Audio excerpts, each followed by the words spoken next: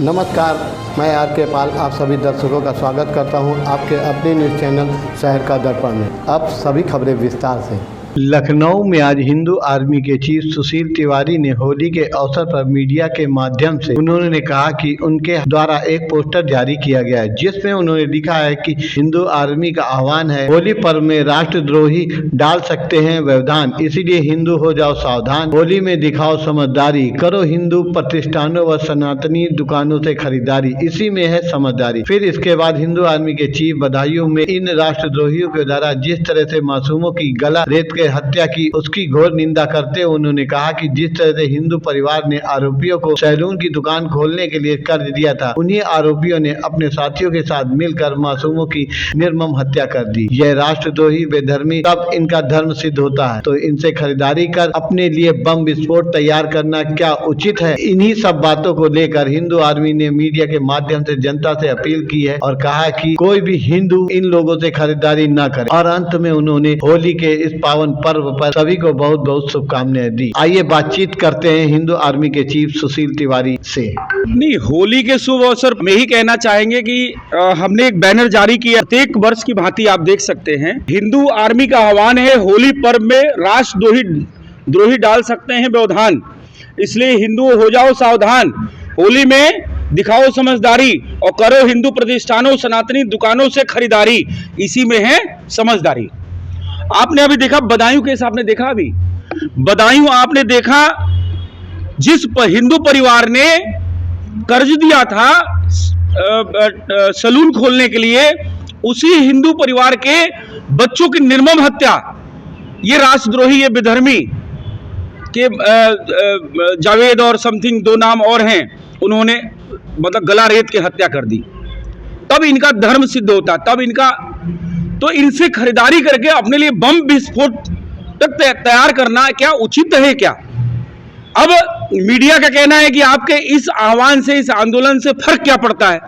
तो फर्क तो पड़ता है। 1527 और 1528 ईस्वी में जब राम मंदिर के लिए आंदोलन चला, एक राजा ने चलाया, तो वो आज 500 वर्ष की लड़ाई चली। अगर वो राजा उस समय लड़ाई नहीं चलाया होता तो आज शायद 22 जनवरी को प्रधानमंत्री मोदी जी राम मंदिर का पुनः उद्घाटन नहीं कर पाते और हमारे रामलला विराजमान नहीं हो पाते। तो हमें प्रयास तो करना है, हमें आंदोलन तो चलाने हैं, हमें आह्वान तो करना है, तो वही हिंदू आर्मी करती है, सनातनी हित में कार्य करती है। हम होली की ढेर सारी शुभकामनाएं हिंदुओं को देंगे, इन विधर्मियों को देना हम उचित नहीं समझते। और हम पुनः अपने आपके चैनल के माध्यम से, इस वक्तव्य के माध्यम से ये कहना चाहते हैं कि आप अपनी समझदारी दिखाइए, हिंदुओं से खरीदारी करिए। आप कहते हैं आंदोलन से कुछ नहीं होता, हमने पीएफआई के लिए आंदोलन चलाया, आज पीएफआई पे बैन है।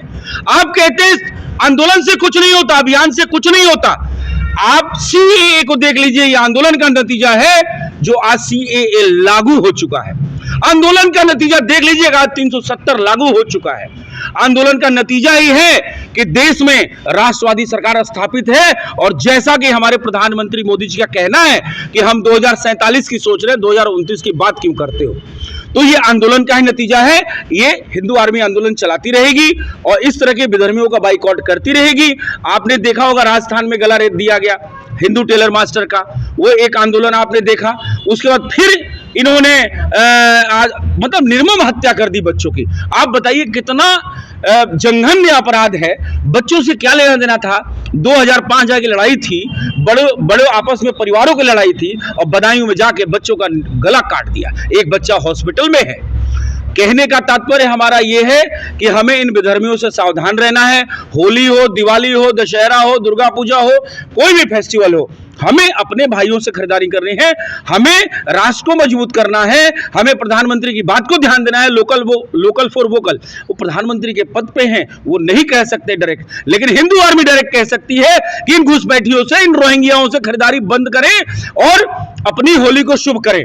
क्योंकि हर चीज में गंध मिला के देना उनका पेशा है, उनके किताब में लिखा हुआ, उनके धर्म के किताब में लिखा हुआ है। इसलिए हमें उनके चक्कर में नहीं पड़ना है, हमें हिंदुओं से, सनातनियों से खरीदारी करनी है। इस होली पे मुझे यही कहना है।